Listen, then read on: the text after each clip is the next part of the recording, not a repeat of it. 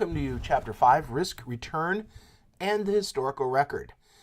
In this chapter, we're going to look at the interest rate determinants, talk a little bit about inflation and the Fisher equation. We're going to talk about rates of return for different holding periods, risk and risk premiums, estimations of risk and return. We're going to talk a little bit about statistics. We're going to talk about the normal distribution and, of course, deviations to the normal distribution as stocks are not normally distributed, and then the historical returns of risky portfolios. Let's get started with something that we covered in corporate finance, which is the Fisher equation and the difference between real and nominal interest rates. We know a nominal rate of interest is the rate that we talk about in public all the time. It's the one in the newspaper, not that we have newspapers anymore, it's the one online that we talk about that is in general conversation. But each nominal interest rate, we've used RN here for the nominal interest rate, has two components. One is the real rate of return, which we've designated as RR, and then, of course, a rate of inflation. So we take the equation of the real rate of, the real rate of return is approximately equal to the nominal rate minus inflation. Another way to put that, if you rearrange it algebraically, is the nominal rate of return on the investment is the real return, the actual increase in purchasing power, plus inflation. So an example of that will make it clear. If you believe that prices over the next year were going to go up 3%, that is your inflation factor, you would need to increase your value of your money by 3%, or you would have a decrease in your purchasing power. Prices would be going up, you would still hold cash, and at that point you would actually have less purchasing power in your dollars. Therefore, the minimum you would loan money out is 3%. That would be break even. But you don't want to break even, you actually want a real rate of return. So the real rate of return that you're looking for is the profit that you would have on this investment. So if inflation was going to eat up 3% of your return, you would want 4, 5, 6% on your money, and that would give you a real increase in your purchasing power for the risk of loaning out your money. So this is a very important factor into your investments, and it's the Fisher equation, and we've covered this in corporate finance. Also, we should talk just a little bit about what determines interest rates. The standard answer is that the supply of money from households, if you deposit your money in a bank, they turn around and lend it back out. The more money you deposit in the bank, the more money is to be lent out. If the supply of money to be lent out increases, then, of course, supply increases, prices decrease. Conversely, if businesses are demanding more and they want to have more funds to be able to be borrowed and the supply is held steady, then of course demand rises. If demand rises, prices rise with it. So those are supply and demand interest rate determinants. But the one I like the most, the one that everyone follows in the financial markets, is the Federal Reserve. The Federal Reserve has the power to influence the supply and demand of money in the market by simply going into the market and buying things and putting more money in, so they can influence the supply and the demand of the loanable funds in the marketplace.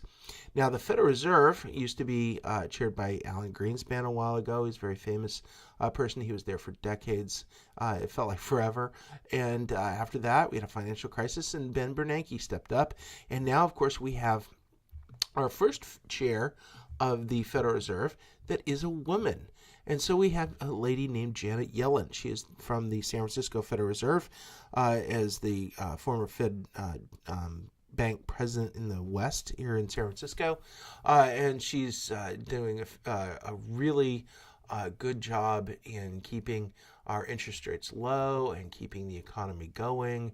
And she has a very challenging job because she was handed quite an interesting scenario after the crisis. Ben Bernanke navigated us through the crisis, and Janet Yellen has been handed this role of now how do we get from zero interest rates or very low interest rates to more normal rate of interest of 2% or 2 to 3%. Somewhere there would be what we consider more normal. And of course, interest rates are still, even when I record this, at historic lows or pretty close to historic lows. So Janet Yellen has a big influence, as does all the Federal Reserves, on the idea of interest rate determinants and how much they influence the interest rates. If we go beyond that, we can look at the supply and demand and the equilibrium of interest rates and throw a supply and demand curve in there. And of course, this is the equilibrium here on the vertical axis of the real rate of interest. And then this on the horizontal axis is the funds lent. So when we start thinking about this, demand, if demand shifts, and so we have more demand for funds to be lent. If the demand goes up, what happens to the interest rate? It's going to go up as well. So when you start thinking about supply and demand in loanable funds, it works like the same supply and demand curves that you've had in all of your econ classes, is that the demand for loanable funds goes up, the price for the loanable funds, in other words, the interest rate, goes up. If demand goes down, then interest rates would also go down. Now this works for supply as well. The supply curve can shift, but we don't need to get into too much of the economics of this. Remember that the Federal Reserve has the ability to shift these curves, and when they do, they have a tremendous impact on borrowing and lending and on the economy. It's often said that the Federal Reserve has the gas pedal and the brake on the economy, and so they put more money out there to be lent. They hit the gas, and when they pull the money back, they hit the brake. And one of the famous sayings is the Fed's job is to pull away the punch bowl the minute the party gets started, so you don't want runaway inflation. So to review, the nominal rate of interest is the real rate plus expected inflation. We say it's expected inflation because we don't know what the future will bring for sure. So when we think of the equation, we're trying to predict inflation when we set our interest rates and what we want to borrow or lend at. And so this is always a game of thinking through what the next move of not only the Federal Reserve, but the economy, etc. And so that will have an influence on our interest rates. So the Fisher equation is not new to anyone. Let's take that and keep that in mind as we move forward.